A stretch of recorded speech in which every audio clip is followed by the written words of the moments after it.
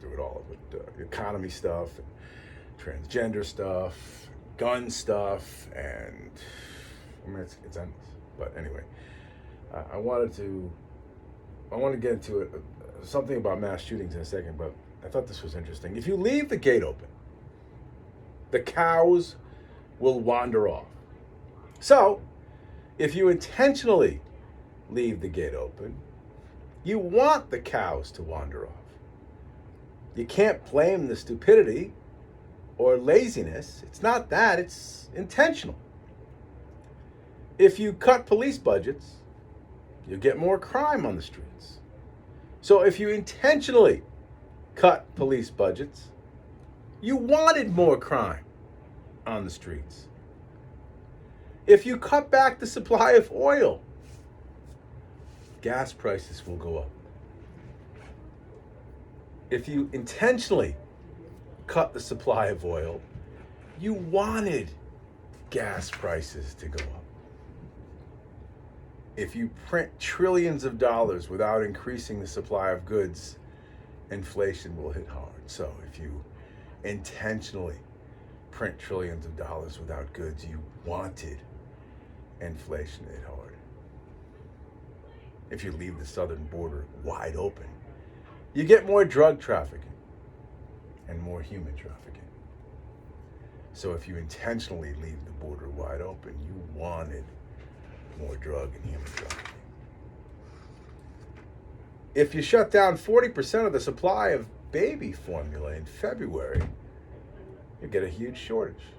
When you know a huge baby formula shortage is coming because of FDA's actions, you purposely did nothing to prevent it month after month until the crisis finally hits hard. You intended for that crisis to hit hard. It's time to recognize the evil behind that old man that sits in the White House. They want crisis. They want chaos. They want riots. They want conflict. They stated this purpose years ago when Obama was to take the U.S. down a few notches on the world stage. Do you remember that? Instead of building us up, they wanted to tear us down. They even told you that. And now the people behind the scenes of this old man are succeeding. They have the power. And they are putting it to work. You can feel the quality of your life going down every second of every day in this country. These are not foolish people. These are not misguided people. These are people hell-bent on evil. And I hate to tell you this, they're winning. They're winning. They are transforming this great republic into something that our forefathers feared and tried to guard against. But we are losing, make no mistake. And unless we right this ship, and right it soon, America as you know it will burn to the ground. Period.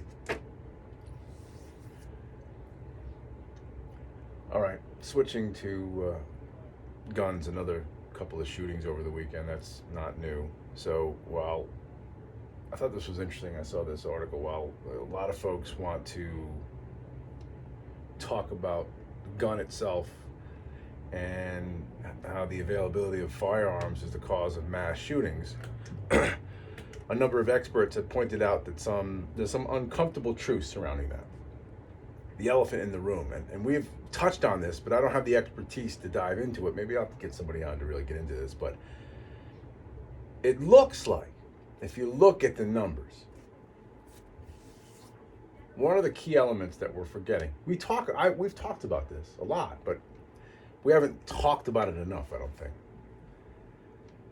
While many have bought into the simplistic idea that availability of the firearms is the cause of the mass shooting. Again, a number of experts have pointed out a more uncomfortable truth, which is that mass shootings are far more likely the result of how we've been mistreating mental illness, depression, and behavioral problems. Gun control legislation has shown that law-abiding Americans who own guns are not the problem, because the more gun control laws that have been passed, the more mass shootings have occurred. Think about that. The more we pass gun control stuff, the more mass shootings there are.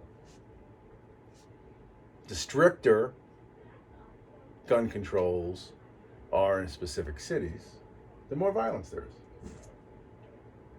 I mean, it's pretty easy to pay attention to that, right? I mean, that's pretty self-evident. 97.8% of mass shootings occur in gun-free zones. Hear that again. 97.8% of mass shootings occur in gun-free zones. Perpetrators know legally armed citizens won't be there to stop them, so it's a free-for-all. Depressions result in violence only after antidepressants become commonplace. Did mass shootings really take off?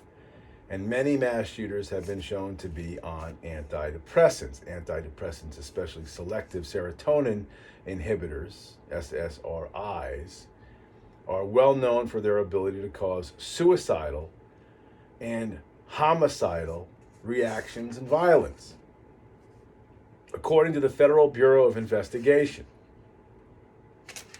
A mass murder occurs when at least 4 people are murdered, not including the shooter. In the last 2 decades, between 1988 and 2008, antidepressant use in the United States rose by 400%. By 2010, 11% of the U.S. population over the age of 12 were on antidepressants. Did you hear me? In 2010, 1 in 10 people were taking antidepressants daily. 1 in 10. In 1982, pre-Prozac, there was 1 mass shooting in the United States. In 1984, there were 2. The year Prozac was released, there was 1. 1 to 3 mass shootings per year remained the norm up until 1999, when it jumped to 5. How can we possibly ignore the connection between rampant use of drugs known to directly cause violent behavior and the rise of mass shootings? The risk of psychiatric disturbances are so clear. Ever since mid-October 2004, all antidepressants in the U.S. must include a black box warning that the drug can cause suicidal thoughts and behaviors, especially in those younger than 25. Anxiety, agitation, panic attacks, insomnia, irritability, hostility, aggressiveness, impulsiveness, hypomania, all reported associated with antidepressants. Psychotic and non-psychotic behaviors as well. SSRIs can also cause emotional blunting and detachment, such that patients report not feeling or not caring about anything or anyone, as well as psychosis and hallucinations.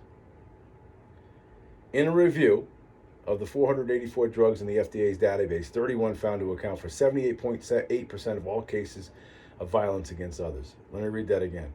In one review of 484 drugs in the FDA's database, 31 were found to account for almost 80% of all cases of violence against others. 80% of violence against others were found from 31 antidepressant drugs. Of those, and 11 of those drugs were antidepressants. I'm sorry. 31 found to account for 78% of all cases. The research concluded that violence against others was a genuine and serious adverse drug offense, and that of the drugs analyzed, SSRI antidepressants, and the smoking cessation medication Chantix had the strongest association. The top 5 most dangerous SSRIs were fluoxetine or Prozac, Paxil, Luvox, Effexor, and Pristiq, I guess. Prozac increased aggressive behavior 10.9 times. Paxil 10.3 times. Luvox 8.4 times. Effexor 8.3 times. And the Pristiq 7.9 times. And this study goes on to talk about, in the article, they reviewed the clinical determinations for the diagnosis of clinical depression at warranted medication. To qualify, you must experience 5 or more of the following symptoms most of the day, every day, for 2 weeks or more, and the symptoms must be severe enough to interfere with normal, everyday functioning. Sadness, feeling hope. I'm going to read these down. But if you're telling me that you haven't gone through periods of your life where you felt like this and then snapped out of it without the use of drugs, you're not a human being. Sadness, feeling hopeless, feeling helpless, feeling guilty, fatigue, loss of interest in hobbies, relentlessness, abnormal sleep patterns, thoughts of death or suicide, anxiety, feeling worthless, feeling empty, irritable, lack of energy, slow talking and moving, trouble concentrating, abnormal weight gain or loss. And then it ends up by saying, the reality is the majority of patients who receive depression diagnosis and subsequent prescription for antidepressants do not, in fact, qualify. In one study, 15 or 38.4% actually met the diagnosis of statistical manual mental disorders. And among older adults, the ratio was even lower. Only 14.3% of those aged 65 and older met the diagnostic criteria. That according to the filters. I'm going to keep this because I think we'll have to go over this again. So, when we talk about all things, without question, we now must insist that we include antidepressants into this equation. It is just part of it now, without question, as far as I'm concerned. It always was, but it doesn't seem to get the same kind of coverage as it probably should, because it just does make sense, doesn't it? All right, we're just getting going. Like I said, if you missed my conversation with Catherine Engelbrecht last week from 2000 Mules, we're going to do that next. That's the lead play. She made some interesting comments, observations about voting, potential for fraud and abuse and all of that. Stick around a little later on. Leona Levy, can't talk anymore already, running for United States Senate. Steve Orozco running against Martin Looney, interesting. Stephen Bucci, a couple other folks on the schedule as well. We'll see if they call in. All that coming up. Stick around. You're listening, as far as I'm concerned, the best damn radio station. The Slayer of Goliath. We are the best. 94.9 News Now and Stimulating Talk.